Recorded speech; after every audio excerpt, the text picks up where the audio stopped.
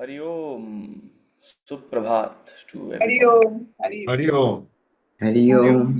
Hari Om, Hari everyone. Om, sir. Hari Om. Hari Om. Hari Om, everyone.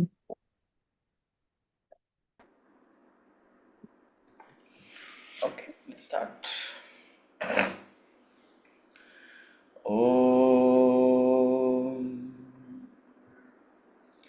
प्रातः स्मरामि हृदि संस्फुरदात्मतत्त्वम् सच्चित् सुखं परमहंसगतिं तुरीयम् यत्स्वप्नजागरसुषुप्तमवैति नित्यं तद्ब्रह्म निष्कलमहं न च भूतसङ्गः तपोभिक्षीणपापानां शान्तानां वीतरागिणां मुमुक्षूणामपेक्षोऽयम् आत्मबोधो विधीयते बोधोऽन्यसाधनेभ्यो हि साक्षान्मोक्षैकसाधनं पाकस्य वह्निवज्ञानं विना मोक्षो न सिद्ध्यति.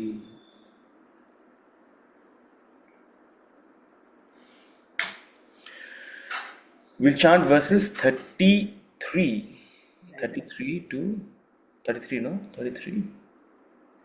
Verse number 33 to 37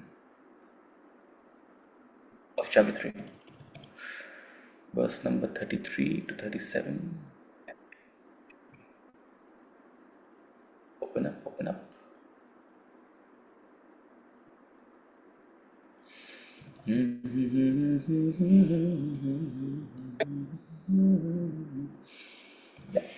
Verse number 33 to 37.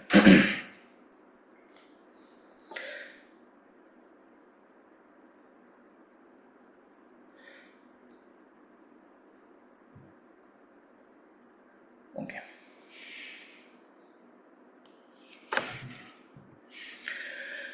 Which chapter? Chapter 3. सदृशं चेष्टते स्वस्याः प्रकृतिर्ज्ञानवानपि प्रकृतिं यान्ति भूतानि निग्रहः किं करिष्यति.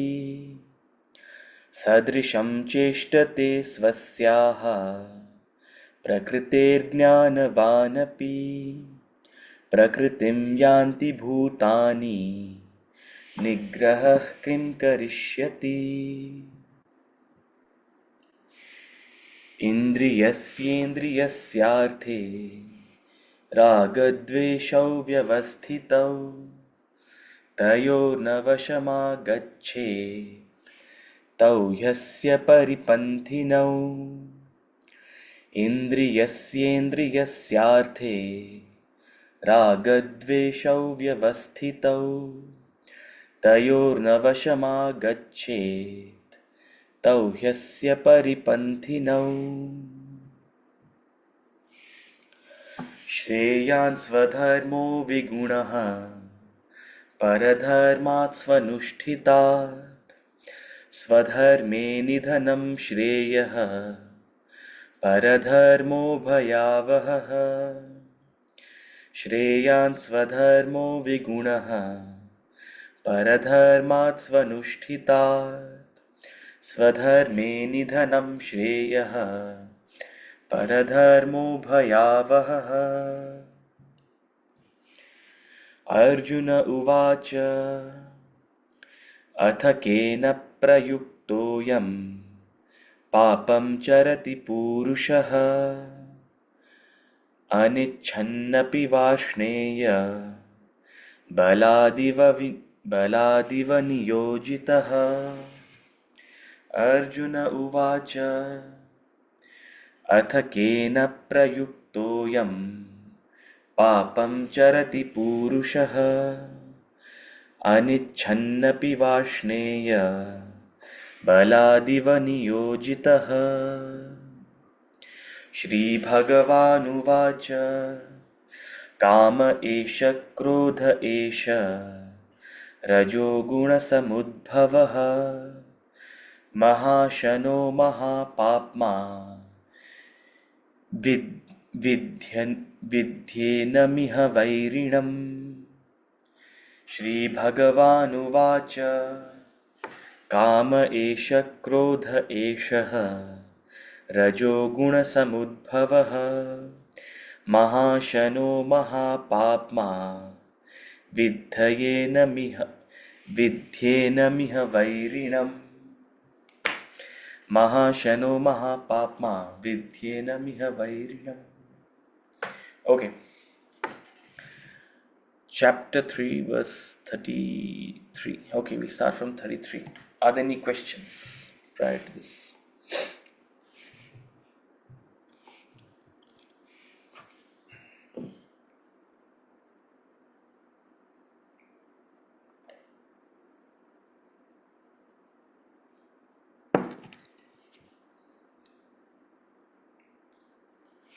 Just 1 second.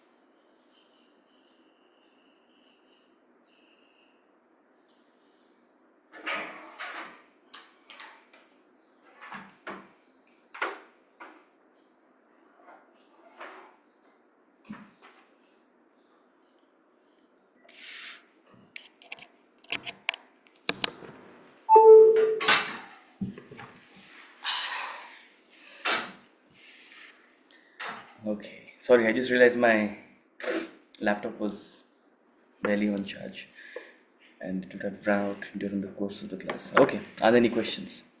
There's no question, but verse number 18, like it says, ki not being dependent upon any being for any object.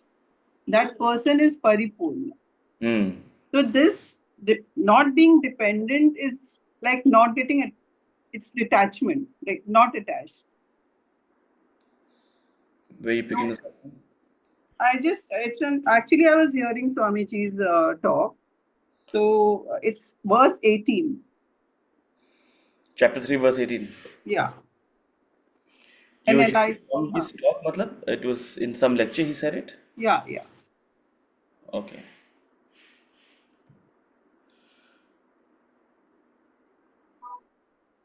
Okay, so nor does he depend upon any being for any object. That's the actual phrase that comes in the particular verse. Yeah.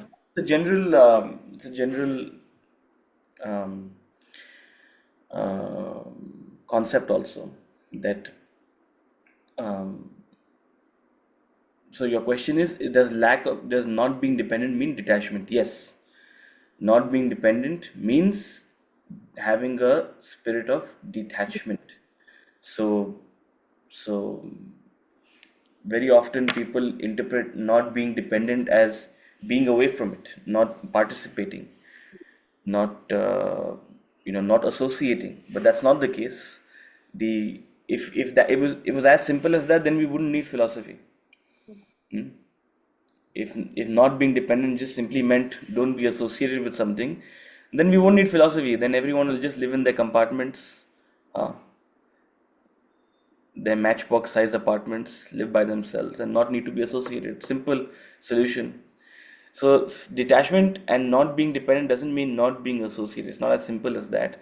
The beauty and what makes it a wonderful, incredible philosophy is how to remain associated and yet disassociated. How to be in it but not of it. How to be in the midst of it and yet unperturbed by it. How to be associated and aligned and engaged but yet not be dependent on it. That's the beauty, right? And that's what the entire philosophy is suggesting us towards. And To become to be a part of something but not be dependent on something requires this higher perspective, requires this higher worldview. When you see yourself as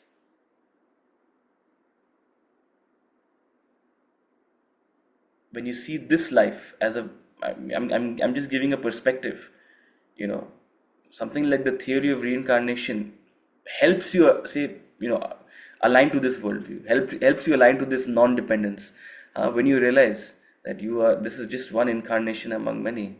Life didn't begin at birth, life doesn't end at death, right? When this one perspective seeps into you, and it's just not something random someone says. Of course, there's a lot of philosophy to explain it and to discuss comprehensively on it. When that kind of a worldview settles in, automatically you develop an ability to be in something but not be dependent on something. When you learn about bhakti yoga, when you learn about karma yoga, when you absorb these principles, then you learn how to be part of something and yet not be dependent on it. When you work to reduce your kartritva bhavana, your sense of doership, then you learn how to be part of something and yet not be dependent on it. So the end goal, yes, as you rightly say, detachment. That means not being dependent on things, but detachment while being associated, renunciation in action, renunciation in participation, not renunciation of the relation, not renunciation of the action, right? Um, and that's the golden message of the Bhagavad Gita. Okay. Hariom, Balu here, sir. Hi, Balaji. There are two things. The one is that, is for my clarification, Hmm. the ego is nothing but a limited identity created by me, by the perceiver, feeler, and thinker. Am I right? Are you able to hear me, sir? The perceiver. No, I'm just Okay. addressing your question. The perceiver, feeler, thinker is the ego. So yes, what is egoism or what is a swollen up ego? The disproportionate attention to the perceiver, feeler, thinker is ego. Right. So, unconditioned consciousness Hmm. becomes a conditioned consciousness when it filters through the ego. So, the ego is a sort of a mechanism that shrinks my unconditioned consciousness to limited consciousness. Am I right in that? Okay, go on. Yeah, that's my question. When we are talking about the Atma, which we talk about the Satchidananda, Hmm. the three qualities of that, which is all existence, knowledge, and other part of it, and Ananda, the bliss, Yeah. gets limited itself when it penetrates or when the ego comes in the way. All gets limited. The consciousness gets limited. The Ananda becomes, joy. What do you call happiness and sorrow, and the chit, and the knowledge becomes limited, and my existence becomes limited because it is related to your body, Yeah. body, mind, intellect, equipment. So that it has got a birth, it has got a death. So all my infinite probabilities or infinite possibilities are getting confined to a limited or a very very decimal level thing because of the ego. Am I right in that? Yeah, correct. So your ego is like a pair of glasses you wear. The world is, got infinite colors. But when you wear a pair of tinted glasses, everything appears blue. When you wear a pair of tinted glasses, right, or blue tinted glasses. So your ego is that limitation. Where there is a plurality, where there is where there is an incredible sort of wondrous existence, you see it only through your limited perspective. That's the ego. So point is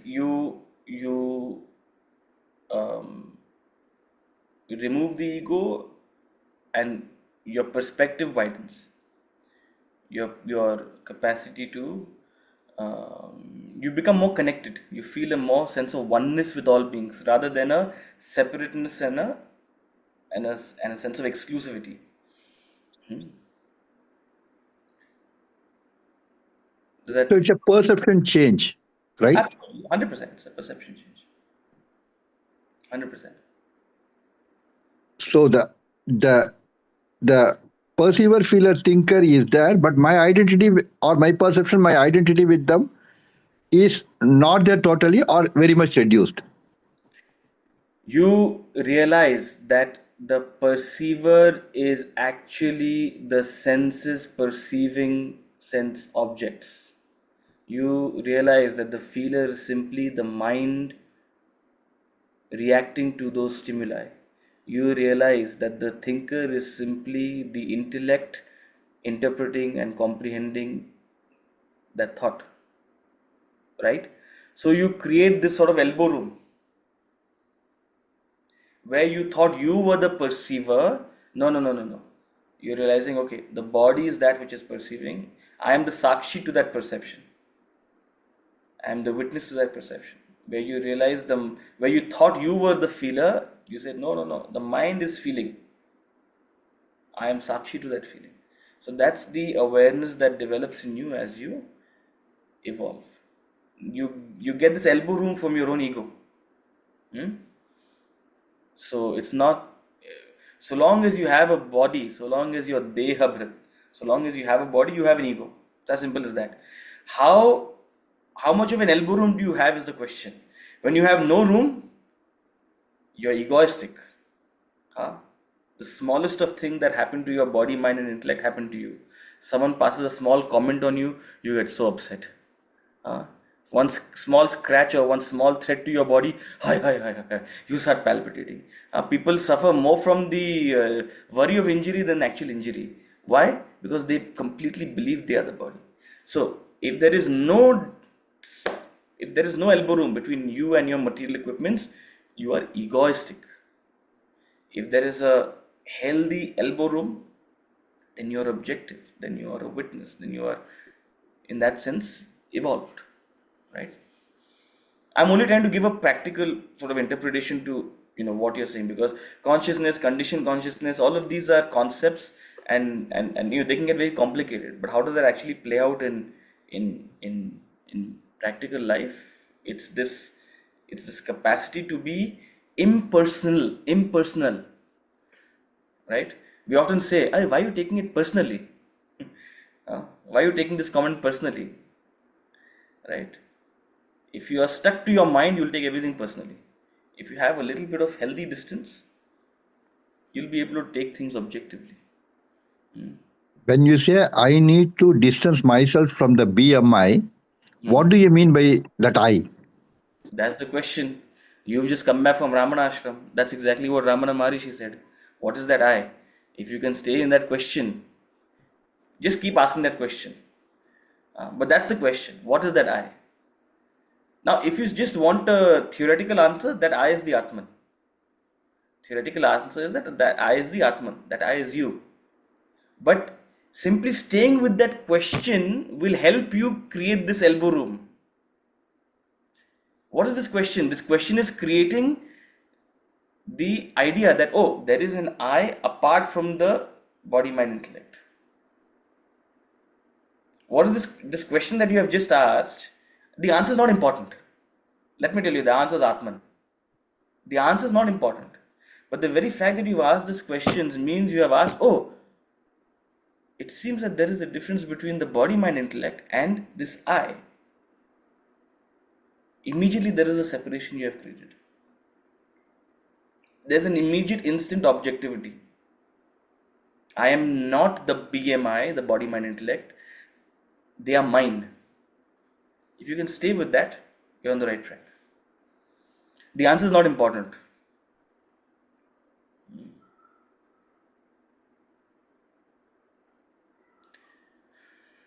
If you want to be an armchair philosopher, then you'll look for flowery answers to that question. But as a sadhak, the question is important. Oh, there is a distinction between the body, mind, intellect, and I. Stick to that distinction. Does that make sense? Yes, sir. Thank you. Ji. Rashi ji, yes. So I think Ritu had an answer before me, so if you can, yeah. It just appears in a certain order. Anji, Ritu ji, tell me. So, sir, my question was about this Sakshi element, sir. I have, sort of been confused in the sense, of course, the Sakshi is besides the BMI, it's not the intellect. But when we say um, in common parlance that be Sakshi to your own behavior, for example, or be sort of neutrally think about it, In then we are essentially. common parlance, it's the intellect being It's objective, the intellect. just Yes, sir. the mind's fluctuating emotions. True, true, true. Thank you, sir. Yeah. A high level sakshi or a meditative Yes. sakshi bhav is almost watching your own thoughts. But again, it's theoretical, it's words. Words cannot explain that sort of higher sakshi bhav, right? That higher sakshi is what you achieve in a meditative state. But for all practical purposes in daily life, in dealing with your relationships, in Yes. managing your business, Yes. in managing your husband or your children, your intellect is what needs to be sakshi, right? True. Intellect, sakshi simply means a capacity to stand back and watch. Sakshi means witness, the capacity to observe. Hmm? You'll only be able to observe when you have a little bit of a vantage point. If you're going to a cricket stadium to watch a match, you want to be at the right distance to watch the match clearly. And neutral. Correct. Yes. Yes, sir. Thank you. Neutrality will also be, the extent to which you have we call it a panoramic vision. The extent to which you have a panoramic vision, you'll be neutral, you'll be objective, right? Neutrality comes with objectivity. Yes. Yes, Rachiji. So, sir, I just came across this discussion with Himanshu, and he came up with a phrase called the ego death. Hmm. So, is that even a thing? The ego death? Yes. Yeah. I mean, besides when you're physically not there, obviously the ego dies on its own, because the physicality is not there. No. The ego death is physical death is not ego death. Yeah, if you could just explain a bit about it. Physical death is not ego death because the ego continues. Okay, so my Ego is understanding is individuality. Ego is nothing but individuality. Ego is that sense of me separate from everything else. It's like a bundle of vasanas. right. As long as you have vasanas, you have an ego. Right. At physical death, your ego doesn't die. At physical death, it's the deha anta, the end of your body. Right. But vasanas continue. And that's what causes the reincarnation. So the ego continues Mm-hmm. in a different nama rupa, in a different name and form. Right. Ego acquires another name, ego acquires another form. So sir, basically, Spiritual perfection is ego death. sorry? Spiritual enlightenment is ego death. Yes. Okay. So that's what he was trying to explain to me, and I couldn't get it, So all he said was ask Utsav, so he'll be able to explain to you. So yeah. Come on, Rashiji, why couldn't you get it? Huh? The way he was trying to explain was a little, he probably had an experience where he kind of said that, I experienced something of that sort. And usually he said that people do experience it under an influence of a drug also. Many a times it does happen. So that's what it all came from, So I didn't understand, which is why I'm asking you. Yeah. Please don't try this at home. No, definitely not. Don't be under the See, that's the thing of having a teenager son who's, always at loggerheads with you. If it was so easy, then the rishis would have told us, listen, just take some magic mushrooms. I know. That's exactly, what I said was, he said. So Well, no doubt, people have some incredible experiences under the influence of these things. And incredible, I don't mean in a nice way yeah. necessarily. Yeah. But it's nowhere close to the real thing. So can you imagine my son's telling me you're so naive, you don't even know what's happening around the world? I said, okay, I probably don't want to know also. So then he said, okay, please ask Utsav, sir, he'll be able to answer your question better. So yeah, there it was. Yeah. Yeah, thank you so much. I get that. Yeah, thank you.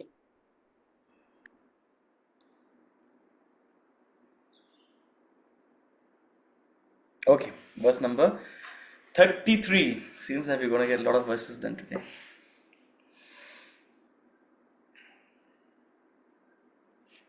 Oh, where did I come? 18. Oh, that was a question. Verse number 33. Sadrisham cheshtate swasyaha prakritirjnanavaanapi prakritim yanti bhutani nigraha kim karishyati sadrisham cheshtate swasyaha prakritirjnanavaanapi prakritim yanti bhutani nigraha kim karishyati. The next three verses he is going to be, in a sense, summarizing a lot of what has already been discussed, right? Particularly from verse 9 onwards to verse number 29 to 30 odd. So the next three verses he is going to be summarizing. Verse number 33, what does he say? He says, even a man of knowledge acts in accordance to his own nature. Beings follow their nature. What can restraint do? Even a man of knowledge acts in accordance with his own nature. Beings follow their nature. What can restraint do? We heard the concept of gunas, and from gunas, your gunas are essentially your swabhava. Your nature, your swabhava comes from your gunas. And your gunas, your current gunas are nothing but a result of your past choices and actions and conducts. What you are today is a result of your past, and what you will be tomorrow will be a result of what you do today, cumulatively. The past plus the present is the future. So your nature is not something that has come by accident, and your nature is very deep rooted. So in following the path of karma yoga, which is why spirituality is not a one size fits all or a single path. It is a single file path. It's not a single journey. Everybody has their way of approaching it. Of course, the scriptures give us a guidance, they give us a general structure, karma yoga. But within karma yoga as well, or within the yogas itself, everyone has their own blend. And one of the most important things that karma yoga recommends is that you must follow your nature. You must not act against it. You must not disregard it. Self-analysis is one of the most important and first steps of spiritual growth. And based on your self-analysis, what kind of medication, what kind of spiritual discipline you need, in what dosage will be prescribed, right? So every human being acts in accordance to their own nature. If you learn this truth, you will have a wonderful life. Let me tell you that. You don't need any other verse of the Bhagavad Gita. Please understand this concept. You want to be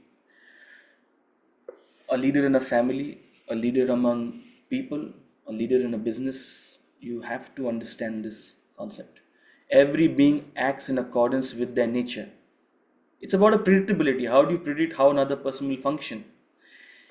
If you're able to predict how another person will function, you are going to have the right expectations. If you expect a lion to be meek as a cow, I have only one name for you. Huh? If you expect a lion to be a cow, then you are which animal? Donkey. Monkey. An idiot. Let me tell you, if we enter any of one of our lives, we'll realize, we'll come to this conclusion, we are donkeys. Because we're expecting lions to be cows, cows to be snakes, snakes to be jackals, jackals to be goats. Hmm? Who do we assess? We have expectations. अरे उसको तो ऐसा करना चाहिए था, उसने तो ऐसा नहीं सोचा, अरे ये तो, and we have expectations, and we hold on to past grudges from years and years and years. And even now, while we are agreeing with what I'm saying, we are thinking about how others hold past grudges. Huh? No, what about yourself? And all of these misunderstandings and foolishness arises because you don't assess the other person and don't have the right expectation on how they should and will behave. If you're able to set the right expectation, if you're able to have the right assessment, you'll have the right expectation, and then you can choose very wisely. Do I want to be associated with this person, or do I not want to be associated with this person? We rush into relationship not with this assessment, but with foolish infatuation. I'm not saying you should not have relationship. So we assess the problem is that there's a name to that person, a father, a mother, a son, a wife. So you have an expectation with that name you have given to them. We assess the person, but then we have given that name wife. So we have a kind of expectation of what a wife is expected to do or act, a son is expected to do or act, a husband is expected to do or act. So then we have created this in our mind. You have expectations out of others, but are you living up to your own expectation or your own roles? See, another thing, so first of all, who's to decide what expectations a certain role is supposed to play? Number one, is there some Bhagavad Gita of wives? Where the duties of a wife are listed down. This is what she's supposed to do and not supposed to do, how they're supposed to be and not supposed to be. So even, first of all, these expectations are subjective. On what basis are you developing these expectations? Sure, there may be broad social norms, but becoming fixated to them, you're asking for your own peril. Number one. Number two, you have expectations of the other person, but are you living up to your own duties and responsibilities? To what extent are you being able to do them? It's difficult. So while you have expectations from the other person, accommodate two things. Two things you have to understand. They are limited by their own nature.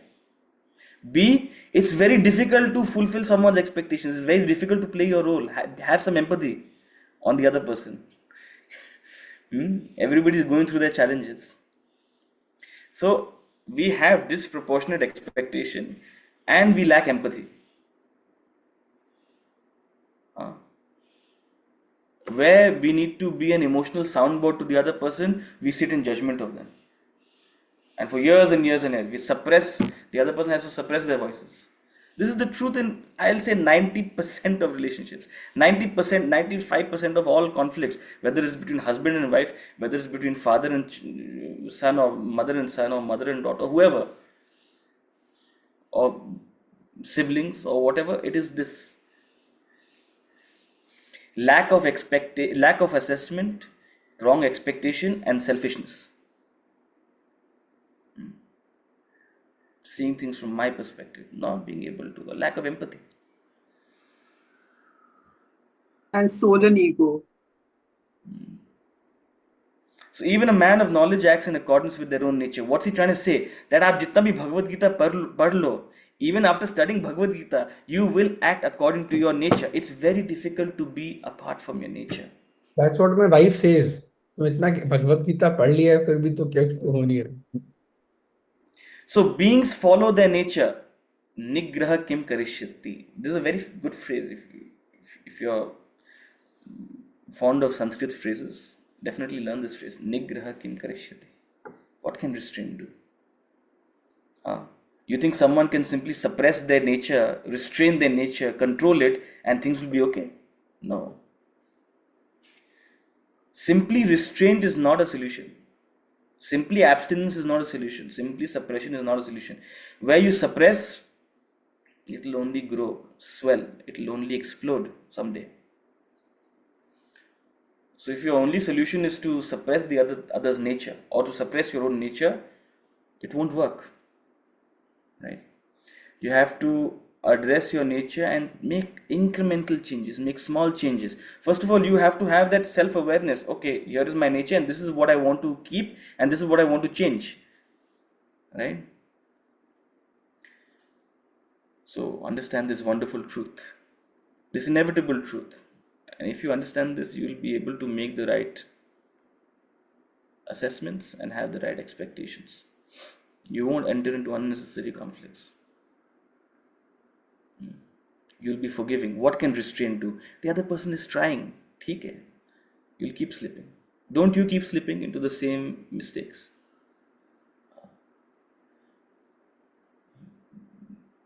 The approach to any problem, the approach to any change anybody is trying to make is it's a collective effort of conviction and emotion. You need to create a supportive environment for others to change, for others to grow, right? In my I don't know what generation I am, but in my generation, and perhaps now the Gen Z generation and all, we call it safe space. Are you giving the other person a safe space to express themselves, to explore, to in my generation, maybe 15 years ago, the phrase we started using was, are you pardon the phrase, it said, are you allowing the other person to be mentally naked with you? Pardon the phrase, it's not appropriate perhaps, but mentally naked. Are you allowing them to are you sitting in judgment? ऐसा होना चाहिए, ऐसा नहीं होना चाहिए, तुम गलत हो, तुम सही हो. So we are quick to jump to judgments about others without accepting their nature. Everybody's got a nature where something is right, something is wrong. If everyone was perfect, your expectation is to be served perfection on a platter. My husband should be perfect, my child should be perfect, or whatever, whoever. My parents should be perfect. How is it possible? One of the most beautiful, perhaps, developments in any parent-child relationship is a child understanding that the parent is just human. That's when a parent goes from being a certain, authoritarian figure to a friend. Right? So You said this human. Sorry? A parent should be? You said this human. No, a parent is just human. Just yeah. A parent is just human. Pardon my slight American accent.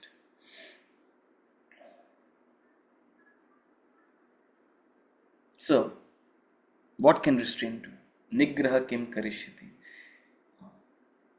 People cannot change by simply suppressing their nature. It's not possible. Simply by reading a verse or simply by studying the Bhagavad Gita, theoretically, if it was possible to evolve, then the world would have been in a permanent Satyug. This is a manual which you have to apply with a lot of empathy and patience in any of your, first of all with yourself. Don't expect yourself to change overnight, and in all your relationships, be they personal or professional. Hanji, Deepa ji. Thank you, sir.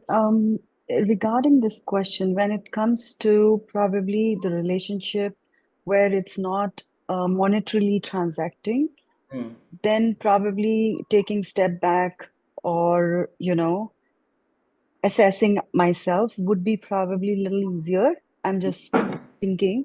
But when it comes in the monetary, like my employee is there or I'm an employee to someone, then I'm expected to do something, which is what I'm being paid for. Yeah. So how do I deal with that? With my employee or with my employer? How do we deal with that expectation? Because here we've been told by Sri Krishna that play your own role. however I'm playing my own role, how when there is a transaction of money, how do I keep that assessment, keep assessing myself? Every job comes with a job description, right? Right. If you don't have a job description for your job, then the problem is with the organization, not with the employee, right? If there's an organization which is putting out a job for a certain role, they're giving a designation, but they're not giving a clear job description, right? Then the problem is not with the person who's playing, who's been hired for the job. The problem is with the organization. So first of all, it's very important to have a job description. To that extent, if there's a job description, then you make an assessment: is this candidate fit for the role? Or maybe there are so many times that there are mishires. People are hired wrongly or not appropriate for the role. In that point, that's where the job description will help you to correlate, whether your assessment of the person is matching the actual job description expected out of them, right? And if you're expecting 100% fitment, then you're living in a utopia, right? For most organizations, a 70-80% fitment is good. The other 20% can be worked out, right? Or a person can, and that's how you give direction to someone. That's how people grow. That's how people, of course, if a person is 20% fit for a certain job, then they're in the wrong role. And that's where you have to have empathy to say, okay, let me find you another option because this is not fitting. Or you give someone constructive feedback instead of just blindly firing them. Or, a lot of times employers simply don't address the problem. They try indirect means to get rid of an employee who's not in the job properly. Right? There's no proper communication. So when you have a clear job description, that means you're setting out the right expectation. Now maybe there's a mishire. So based on the job description, you'll be able to communicate with the employee that, hey, this is not working out, right? And by no means are we saying that you should have no expectations from the person. Please, it's not that you should have no expectations. When it comes to relationships, it becomes slightly tougher. Why? Because a lot of times you don't have any control of what you are choosing. And at least when it comes to employee, you have an option of hiring the right person. Very often you don't have the right option of hiring the right parent. Otherwise, a lot of children would want to change. So when it comes to relationships, it's a little tougher. Why? Because you're dealt certain cards. There, your options become, you have to play with the cards you've been dealt, right? So I would say it's much easier in the professional front where there's, it's a professional relationship. It's much easier there. The larger problem arises when it comes to sort of familial things, right? You haven't chosen your sibling, have you? That annoying, selfish person. So it becomes much more difficult when it comes to a personal relationship. Haji. Thank you. It helps. Yes, Anjum ji. Hari Om, sir. So in personal relationships, you accept, you assess, and you allow the person to be themselves to the degree that you understand, right? But because it's a personal relationship, how do you deal with changes that need to happen in that relationship? Or how does growth happen? Is the growth your responsibility? Does it have to happen through you because there is no control of the growth of the other person, since you're accepting them as who they are and what they are, and you don't have that power over them as they are adults, you're adults. How do you deal with that then? See, there is divided opinion among cultures, right? A more Western culture will be like, okay, my way or the highway. If beyond a point we're not compatible, then you go your way, I go my way. Whether it's a partnership or whether it's a parent-child relationship or whether it's a professional relationship, they treat even their, to some extent, their personal relationships very professionally. But when it comes to our culture, primarily Indic culture, I won't see. You can use the word patient, but patient also means, oh, you're still expecting the other person to change necessarily, right?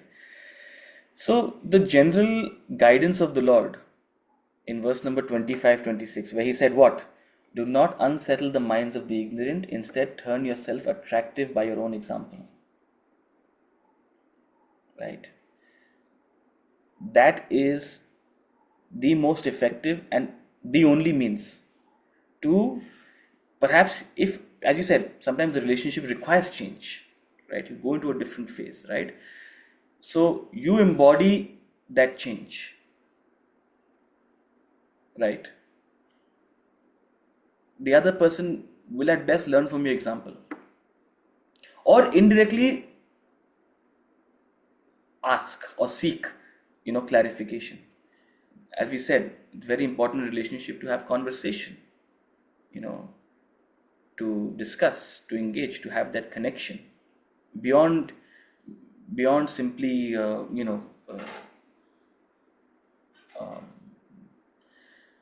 sitting back and expecting in your head what the other person should do. Do you have a healthy way to verbalize it? So all those things play a very important role in facilitating that change. If beyond a point another person is not able to maybe understand through conversation, then your own example is the next best tool. If beyond that a person is not willing to change, then ultimately life is a single file path. You shrug your shoulders, right? So with all You've done. with all empathy and with all your effort to want to sort of continue a certain journey, right?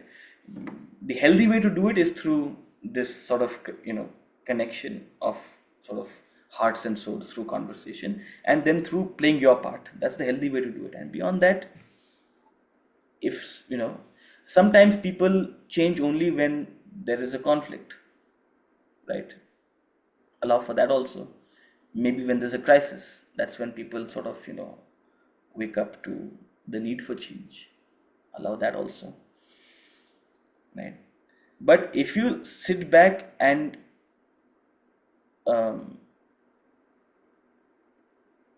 expect change where there is no urge from the other, then you're setting up yourself for disappointment. That's all we're saying. We're not talking about right or wrong, right? So the idea is, how do you invoke inspiration to change in the other? And these are the means.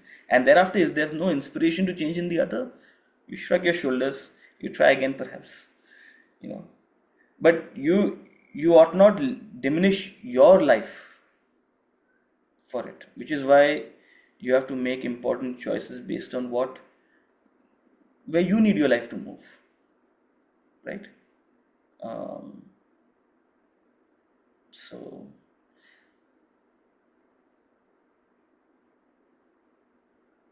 when you and this is the meaning of vanaprastha. This is the meaning of vanaprastha, where you develop this attitude with all your relationships, whether it's your personal or professional, that you're there, but you also have your own inner journey, which is going to take precedence. If the other is a part of it, wonderful. If the other is not, they What have if the other accepts it as being abandoned because you're there and you've made it clear that, I'm here. If you need me, come to me.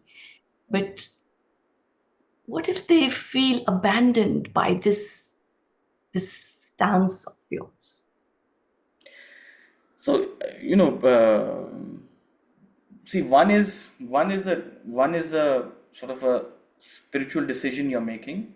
The other is a emotion that the other is feeling. There are two different levels, right? And very often we say this is a leela. You have to play the game.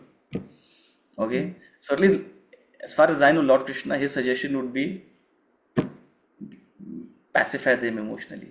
It doesn't take much. Pacify them. Instead of trying to argue, no, I'm not abandoning you. No, it's not like this. Please try to understand. You have to understand, you have to speak to emotion with emotion. Right? So if a person is feeling abandoned, it means they're having an emotional reaction to this. Right? So if talking or discussing, see, either they would have been inquisitive or curious or asked questions about it, maybe debated with you whether, say, your choices are right or wrong. One is to have an intellectual sort of approach. The other is to have an emotional response. If the response is emotional, it's very easy to cater to something emotionally. It'll take a little bit. It may be slightly inconvenient for you, but of course, that's why you're in a relationship, right? Just cater to it emotionally. So you set your priorities, and if from 7 to 9 in the morning they need your attention and they need you to do certain things with them, do it.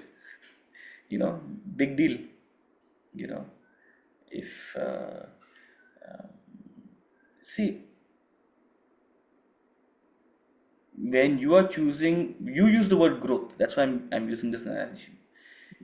When you are choosing to grow and another not choosing to grow, then you have to treat them as a child. Okay, when you are choosing to grow and the other is not choosing to grow, you have to treat them as a child. How do you treat a child? Do you shout at them for every small thing? They'll be childish, and you have to cater to that childishness a little bit. That's your duty. That's when we say in our culture, at least to some extent, that's your duty. Right?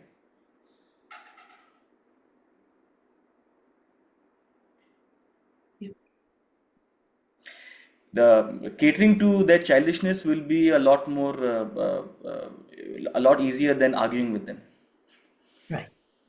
It'll be a lot easier than arguing with them. Yes. Thank you. Balaji. Sir, where from this taken for granted attitude gone into me to my marrows? What is the base of that? Taken for granted attitude? In relationships, I find myself as a person who takes things for granted, My wife has to be like that, my son has to be like that, my junior has to be like that. It's a taken for granted. You have to be like that. You can't be otherwise, right? So this is a factor which spoils the relationship to a great extent. What is there must be a root cause for this attitude, right? What is the root cause for this attitude?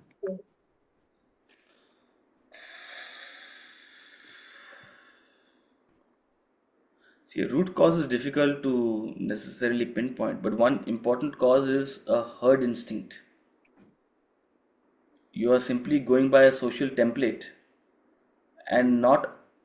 See, a template is very useful to build on top of, but a template can't simply be copy pasted, right? So a template is a suggestion. Okay, we have a social system where there are different roles defined, whether it is gender roles or whether it is based on your position or based on your social whatever class or whatever, right?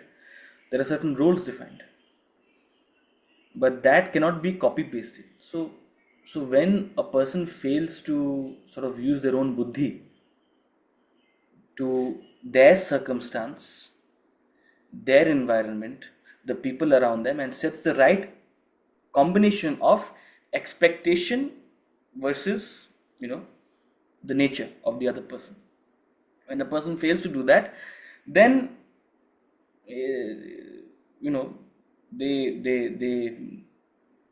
set themselves up for disappointment, right? So I would say, from a practical perspective, the biggest issue is a lack of thinking, a herd instinct, simply copying a social template without adapting it to your particular environment. But See, we, the answer to that is not to have no expectation. If you simply have no expectation from the other person, then the social system will collapse, right? But you have to have a elbow room, a breathing room, a breathing space, right? Someone has to fit 70% of the template. And secondly, we take things for granted. We have expectations, but we don't verbalize it. If at all we verbalize it, we verbalize it in the form of passive aggressiveness, tane marna, right, as they say, or we become in today's mental health language, we gaslight the other person. We try to gaslight them. So instead of addressing it maturely and having a conversation with the other person, we try all these emotional tantrums to get what we expect out of the other person out of them. So it's very unhealthy way of functioning. Very unhealthy way of functioning.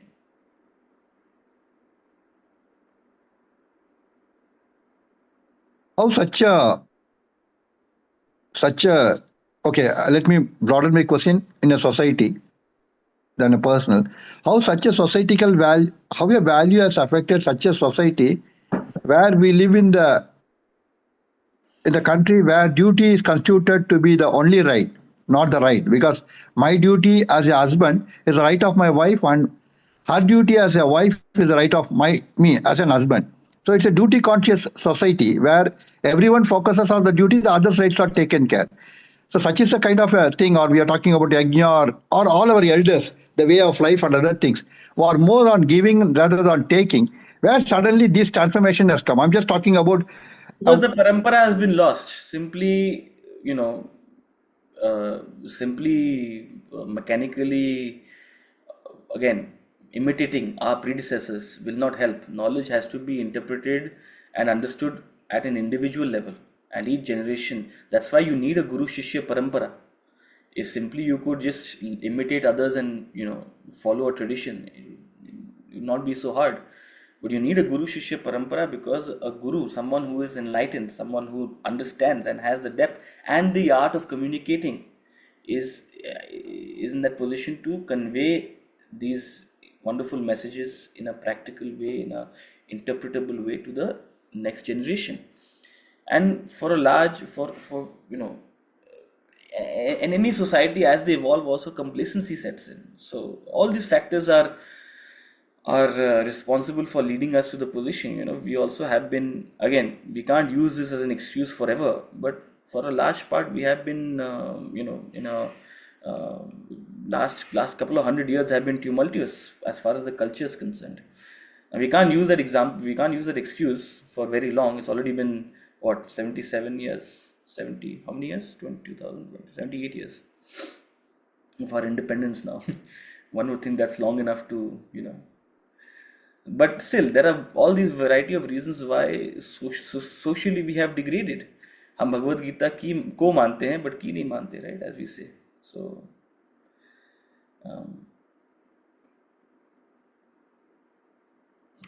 anyway, I don't have any much else to say about this, because it's that's not necessarily, I'm not here to make a social commentary. I think it's more important, and one of the things we firmly believe in this class is that change has to happen at an individual level, right?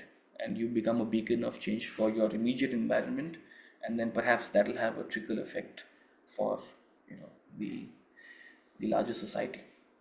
Thanks, sir. Okay, one quick verse again, verse number 34.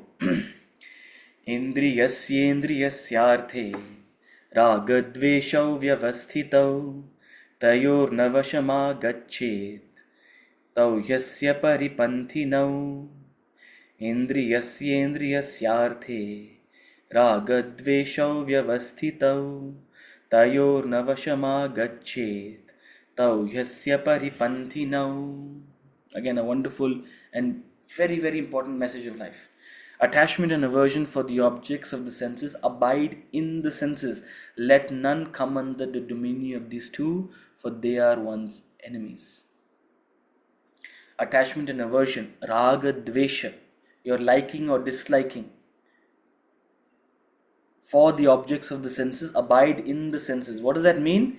That depending on, abide in the senses means abides in your material equipments. The nature of your mind, the nature of your senses, the nature of your BMI, as they say, body, mind, intellect, will determine what you are attracted to, what you are averse to. Right? And everybody has their own attractions and aversions, attachments and aversions. Now, the moment someone is too fixated on their attachments and aversions, they become difficult to handle.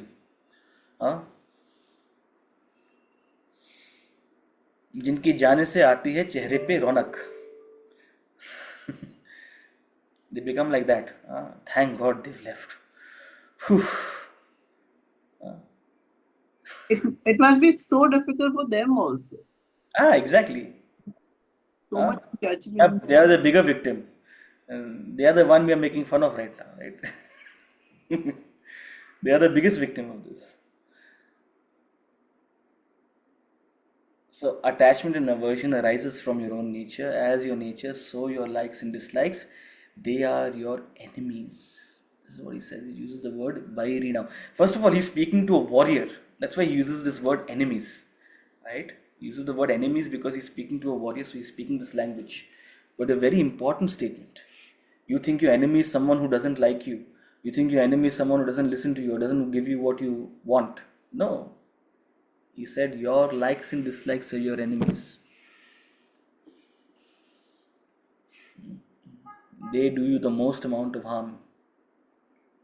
Why? Because when you simply function based on your likes and dislikes, not only do you harm yourself, but you turn yourself unattractive. You're calling for your own ostracism. But beyond that, attraction and aversion leads to gross attachment. That idea of dependency, right? If you simply function on the basis of what you like and what you don't like, you become completely dependent. You need the world to be a certain way for you to be happy. Simple.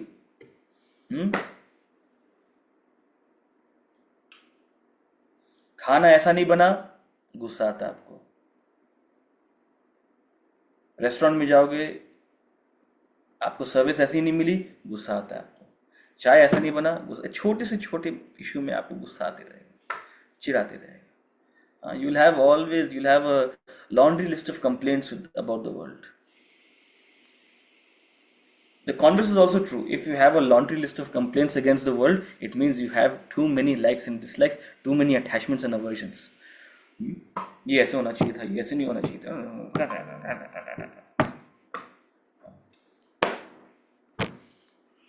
It's a madness. They are your worst enemies. Be chill. Learn to be chill. Assess and have the right expectations. Understand. There's no harm in just having a like or dislike, but also understand not everything can be according to your like. Not everything can be according to your dislike. And then what is karma yoga after you? Achha, you want a pizza? ठीक है, I want a pasta. But you want a pizza? Okay, let's order pizza. At least in the simple things in life, learn to be charitable. No, they always get their way. Let them have it. It's food. You know what will happen to it in a few hours. I don't need to tell you. It's food, for God's sake. No, when I went to the restaurant 6 months ago also, उस बात पे भी झगड़ा हुआ था. They wanted this, I wanted that. That food has long been digested. You're still holding on to it in your head. The food is digested, but the thought is not digested yet. Attachment and aversion. All mental diseases.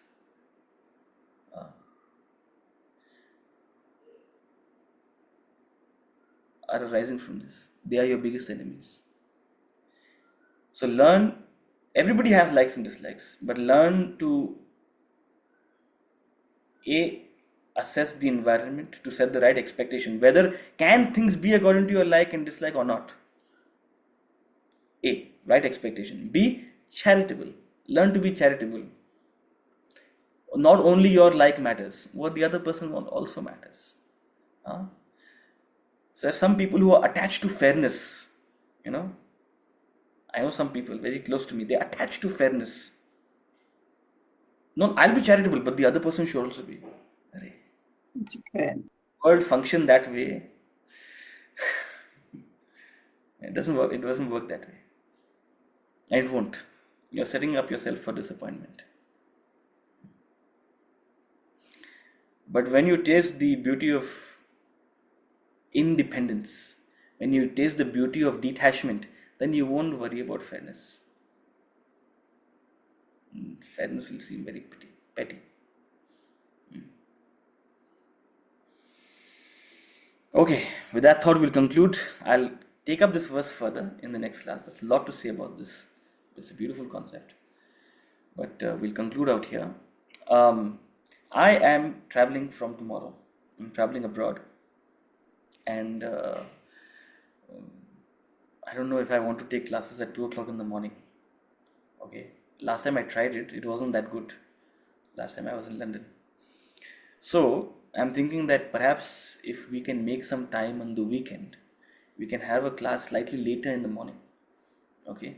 If we can make some time in the weekend, maybe we can have a class at 11 a.m. in the morning for you, which will work out to be maybe 6:30 a.m. where I am, right? And that'll work for me. So if folks are okay with that, then we won't meet this Thursday, and even next week we'll have some change in schedule.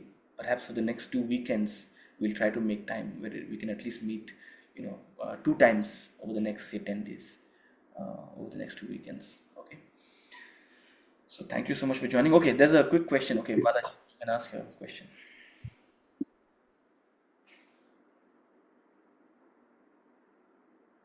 You're on mute. Oh, sorry, sir. I think I strongly pressed. Anyhow, wishing you a happy journey to your foreign countries. If it's business, let it be more business. If it's going to be on personal, let it be on, enjoy your this thing. Thank you very much, sir. Thank you. Okay, thank you so much, everyone. Thank you. Thank you so much. Thank you.